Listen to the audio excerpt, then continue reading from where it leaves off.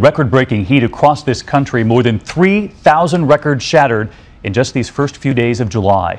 And this evening, word of 2 deaths in Chicago, where today it was the hottest July 5th on record. And all of this heat is now setting into motion what could be a slow-motion disaster in the nation's heartland.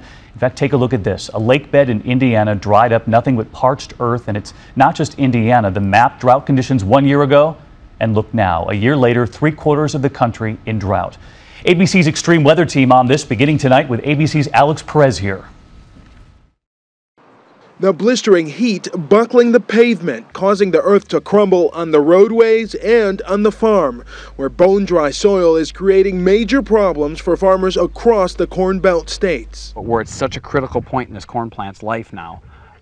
It could be the beginning of the end. In Manhattan, Illinois, where farmer Dave Kestel is a 4th-generation corn farmer, they're praying for rain. Some plants are almost 2 feet shorter than they should be at this point in the season, and the next 2 weeks are critical. Corn plants begin the pollination period. Without the right amount of moisture, his corn crop could be lost. If the heat and dry weather continue, it can't pull enough moisture out of the ground, and all these kernels will just die. It was supposed to be the best corn harvest in decades, but now farmers are fearing a repeat of the 1988 drought, which wiped out millions of acres of corn and billions in crop damage, one of the worst in recent memory since the Dust Bowl of the 1930s. Experts say consumers could end up feeling the pinch in their pocketbook.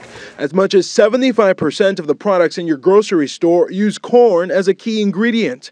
Things like peanut butter, soda could go up 4%, and beef prices could surge as much as 10%. This drought, which is going to reduce the amount of corn that we get, and that's going to translate into an increase in the price of retail. Unless we get some water soon, what's going to happen? Oh, we could lose easily 40%.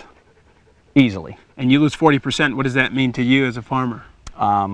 Maybe not making ends meet. So for now, it's a big game of wait and see for farmers. If they don't get some kind of rain in the next couple of weeks, the results could be catastrophic. David?